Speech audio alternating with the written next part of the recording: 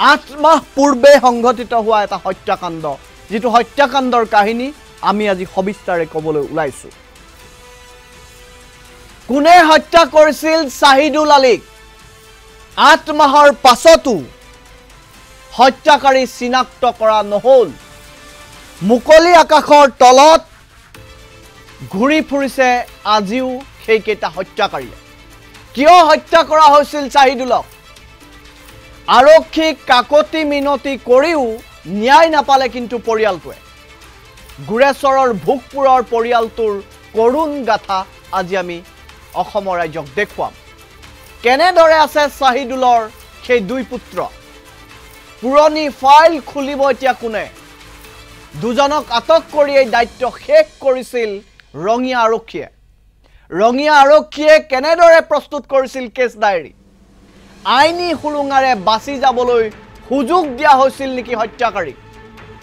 এতিয়া মুখ খুলিছে শাহিদুল আলীৰ পৰিয়ালে, শাহিদুল আলীৰ মাতৃ আৰু পত্নীয়ে। আমি আকৌ কৈছো 26 জুন 2024 তাৰিখে সংঘটিত হৈছিল এই হত্যাকাণ্ড। বন্ধুৰ সৈতে ওলাই যোৱা শাহিদুল আৰু ঘূৰি নাহিল ঘৰখনলৈ। 27 জুনত ক্ষতবিক্ষত অৱস্থাত উদ্ধাৰ হৈছিল শাহিদুলৰ মৃতদেহ। ৰঙিয়া থানাৰ অন্তৰ্গত হচং গাঁৱত উদ্ধাৰ হৈছিল শাহিদুলৰ মৃতদেহ। প্ৰাথমিক তদন্ত কৰি মুস্তাকিন আহমেদ আৰু আন এজন বন্ধুক গ্ৰেপ্তাৰ কৰি জেল হাজতলৈ প্ৰেৰণ কৰিছিল আৰক্ষীয়ে। এটা পৰিয়ালে দাবী কৰিছে সেই হত্যাকাণ্ডত এই দুজনেই নহয়, এটা বিশেষ গেং আছিল, যিটো গেঙত আছিল ৰাজা, যিটো গেঙত আছিল বঞ্জিত, আৰু যিটো গেঙত এটা 5জনীয়া টিম আছিল বুলি, এটা 5জনীয়া গেঙে শাহিদুলক হত্যা কৰিছিল বুলি আজি পৰিয়ালৰ লোকে নিজাববীয়া অনুসন্ধানত পোহৰলৈ আনি সাংবাদিকৰ জৰিয়তে অসমবাসীক জনাব বিচাৰিছে। আৰক্ষীয়ে হত্যাকাৰীৰ পক্ষ লোৱাৰ বাবেই ন্যায় নাপালে শাহিদুলৰ পৰিয়ালে। এতিয়াও ন্যায়ৰ আশাত ৰৈ আছে শাহিদুলৰ পৰিয়াল। আমি আকৌ উল্লেখ কৰিছো, আমি পৰিয়ালটোক দেখুৱাইছো, এই মুহূৰ্তত শাহিদুলক আমি দেখুৱাইছো। প্ৰশ্ন হৈছে শাহিদুলক এটা 5জনীয়া গেঙে হত্যা কৰিছিল। কিয় হত্যা কৰিছিল সেই তথ্যটো কিন্তু আজিলৈকে আৰক্ষীয়ে উলিয়াব নোৱাৰিলে। 8 মাহৰ পাছতো হত্যাকাৰী চিনাক্ত কৰিব নোৱাৰিলে আৰক্ষীয়ে। আজিৰ দিনটোতো মুকলি আকাশৰ তলত ঘূৰি ফুৰিছে কেইবাটাও হত্যাকাৰী। আমি আকৌ কৈছো, কিয় হত্যা কৰা হৈছিল আচলতে শাহিদুলক? কিয় ঘৰৰ পৰা মাতি লৈ যোৱা হৈছিল? এই কথা বতৰাবোৰৰ ওপৰত আৰক্ষীয়ে কিন্তু কোনো ধৰণৰ বিশেষ ব্যৱস্থা গ্ৰহণ নকৰিলে। 8 মাহৰ পাছত আমি পুনৰবাৰ সেই বাতৰি অসমবাসী ৰাইজক দেখুৱাব লগা হৈছে। নতুন ডিজিপি আহিছে, সেই জিলাখনৰ নতুন আৰক্ষী আয়ুক্ত আহিছে, বিষয়টো গুৰুত্ব দিয়ক। বাৰে বাৰে বিতৰ্কত থাকে ৰঙিয়া সেই থানাখনৰ শীৰ্ষ দায়িত্বত থকা আৰক্ষী বিষয়াসকল। নতুন আৰক্ষী বিষয়াসকলে বিষয়টো গুৰুত্ব দিয়ক, সেই ফাইলটো খোলক। গুৰেশ্বৰৰ ভোগপুৰৰ সেই পৰিয়ালটোৰ কৰুণ গাথা আজি আমি শুনাম। কেনেকৈ আছে শাহিদুলৰ সেই দুই সন্তান, দুই পুত্ৰ, সেই কথা আজি কম। পুৰণি ফাইলটো খুলিব লাগিব, তাৰ পাছতে সেই 5জনীয়া গেংটোৰ কথাটো পোহৰলৈ আহিব। ৰঙিয়া আৰক্ষীয়ে কেনেধৰণে প্ৰস্তুত কৰিছিল কেছ ডায়েৰী সন্দেহ কৰা হৈছে। এতিয়া আইনী সুৰুঙাৰে বাচি যাবলৈ সেই হত্যাকাৰীসকলক সুযোগ দিয়া হৈছিল নেকি? আজি মুখ খুলিছে শাহিদুল আলীৰ পৰিয়ালে। আমি আকৌ কৈছো, 26 জুন 2024 চনত সংঘটিত হৈছিল এই হত্যাকাণ্ড। বন্ধুৰ সৈতে ওলাই যোৱা শাহিদুল আৰু ঘূৰি নাহিল ঘৰখনলৈ। 27 জুনত ক্ষতবিক্ষত অৱস্থাত উদ্ধাৰ হৈছিল শাহিদুলৰ মৃতদেহ। ৰঙিয়া থানাৰ অন্তৰ্গত হচং গাঁৱত উদ্ধাৰ কৰা হৈছিল মৃতদেহ। আৰু তাৰ পাছতে প্ৰাথমিক তদন্ত হৈছিল। মুস্তাকিন আহমেদ আৰু এজন বন্ধুক আটক কৰি দায়িত্ব সামৰিছিল আৰক্ষীয়ে। তাৰ পাছত এতিয়া পোহৰলৈ আহিছে, বহুতে পৰিয়ালক কৈছে যে হত্যাকাৰীক চিনি পাওঁ। হত্যাকাৰী গেংটোত 5জন আছিল। সেই 5জনৰ কোনোবা এজনে পৰিয়ালৰ লোকে কৈছে যে ৰাজা, বঞ্জিত আৰু 3জন ব্যক্তি এই গোটেই হত্যাকাণ্ডটোৰ লগত জড়িত আছিল। কিন্তু সেই হত্যাকাৰী কেইজনক আজিলৈকে আৰক্ষীয়ে উলিয়াব নোৱাৰিলে, যাৰ বাবে আসাম টক্সৰ সহায় বিচাৰিছে। ন্যায়ৰ বাবে আশা পালি ৰৈ আছে চাহিদুলৰ সেই পৰিয়ালটো মন্তব্য আহিছে আমি মন্তব্য শুনাব বিচাৰিছোঁ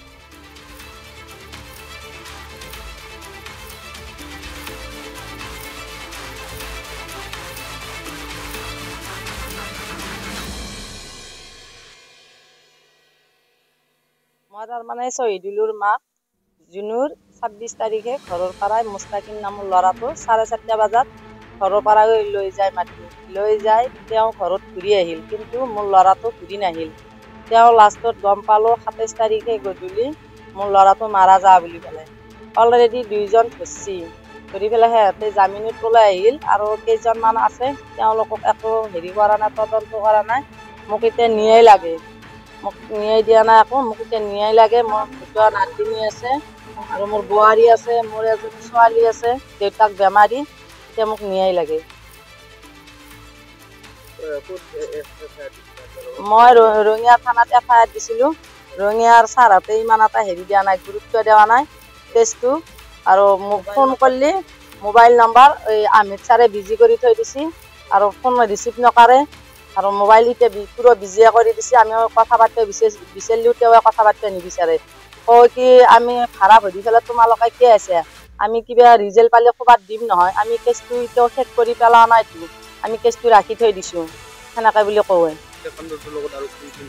হত্যাকাণ্ডটোৰ লগত আৰু 6-7জন মান জড়িত আছে তেওঁলোকে অহা নাই আৰু যিটো ল'ৰাই ৰাজা নামৰ ল'ৰাটো মোৰ ল'ৰাটোক তাৰমানে হেৰি দিছিল 6 মাহ আগত তাৰমানে হেৰি কৰিছিল ড্ৰাগছ বেপাৰী যি ধৰি আছিল তেতিয়া মোৰ ল'ৰাই তাৰমানে তেওঁলোকক ধৰি দিছিল ধৰি দিওঁতে তেওঁলোকে জেলুতে বোলে প্ৰতিজ্ঞা কৰিছিল যে শহীদুলক কাটি পেলাম আৰু শহীদুলৰ দুটা ল'ৰা আছে সেই দুটাকো কাটি পেলাম এনা বুলি যেতিয়া ক'লা তাৰ পিছততো আচাল আছিল যে কাটিয়া পেলালা সেই ৰাজাক আজিলৈকে নধৰিলে ৰাজাক নধৰাকে ছাৰক দান্তে ছাৰে ক'লা কি চব জামিনত খালাজ হৈ আছিল ৰাজাৰ ঘৰ পিছৰ জুন মাহৰ 26 তাৰিখে মোৰ মানুহজন ঘৰৰ পৰা ওলাই গৈছিল মুস্তাকিন নামৰ ল'ৰাটোৰ লগত তেওঁ ৰাতিপুৱা 4:30 বজাতে ফোন মাৰিছে কৈছে ফোনটো অহাৰ পিছত মই ফোনটোত হেৰি কৰিলোঁ গম পাইছোঁ কিন্তু মই কোৱা নাছিলোঁ তাৰপিছত মোৰ মানুহজনে গম পালে ফোনটো অহা বুলি তাৰপিছত গম পোৱাৰ পিছত ফোনটো ক'লে কি ক'লে সেইটো মই নাজানো তাৰপিছত মোৰ মাজনীয়ে আহি পেলাই ঘৰৰ গেটখন খুলি দিয়াৰ পিছত মুস্তাকিনে মাত দিয়া নাই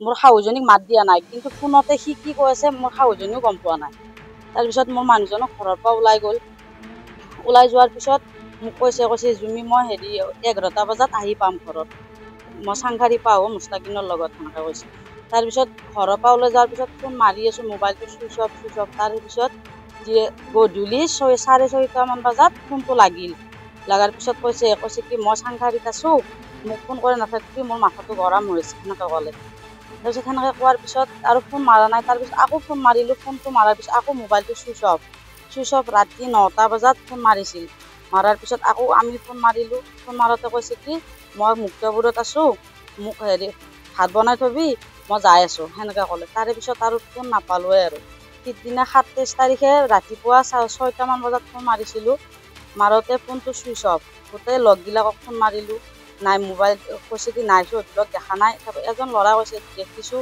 সেনেকৈ ক'লে তাৰপিছত আৰু ক'লো কি যদি দেখিছা আমাক ক'বাচোন ঘৰত ফোন মাৰা বুলি আমাকো ফোন মাৰিব দিবি সেনেকৈ ক'লোঁ কোৱাৰ পিছত আৰু তেওঁ ক'লে কি হ'ব দে তাৰপিছত এনেকৈ ফোন মাৰিয়ে আছোঁ নাই মোবাইলটো চুইচ অফ হৈ আছে তাৰপিছত গধূলি 6:30মান বজাত শুনিলোঁ যে শহীদুল মাৰা গৈছে জুমি ভচঙত পেলাই থৈ দিছে তাৰপিছত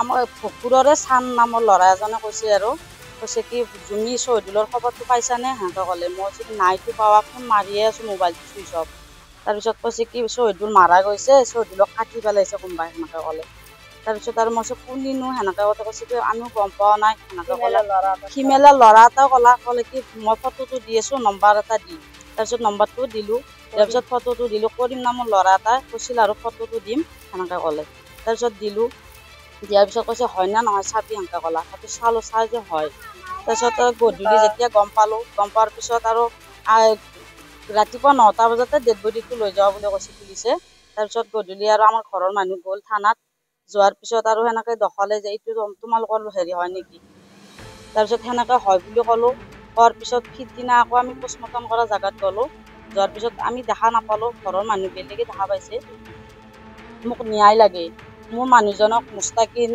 বিপুল, ৰাজা আৰু বাকীকেইটা আছে আৰু এটা লোকেশ্যনত পোৱা বুলি কৈছে বহুতকেইটা পুলিচে। আৰু আমি যদি যাওঁ থানাত যোৱাৰ পিছত ছাৰহঁতে কয় তহঁতে ইমান অন্তৰ পৰা কিয় আহিব লাগে, মোক ফোন কৰি ক'লি হ'বই নহয়। আৰু আমি জনাম নহয় যদি মানুহ ধৰোঁ। আৰু ফোন কৰিলে ছাৰে ফোনটোৱে ৰিচিভ নকৰে। আজি মোটামুটি ডিচেম্বৰৰ 28 তাৰিখৰ পৰা ছাৰক ফোন মাৰিছোঁ, জানুৱাৰী 3 তাৰিখলৈকে ছাৰে ফোনটো ৰিচিভ কৰা নাই। তাৰপিছত SDP ছাৰক ফোন কৰিলোঁ, SDP ছাৰে কৈছে কি ছাৰে কিবা বিজি আছে। মই ছাৰ বিজি থাকিলে আমাৰতো বহুত ডাঙৰ কেছ, মাৰ্ডাৰ কেছ এটা, আমাক ছাৰে গুৰুত্ব নিদিয়ে সেনেকৈ ক'লোঁ। কৈছে নাই তোমালোকৰ কেছতে লাগি আছে সেনেকৈ কয় ছাৰহঁতে। আকৌ যাই পেলাই কয় কি নাই আমি চব মানুহ বিচাৰি আছোঁ সেনেকৈ কয়। কোৱাৰ পিছত চব মানুহে আকৌ জামিন ল'লে।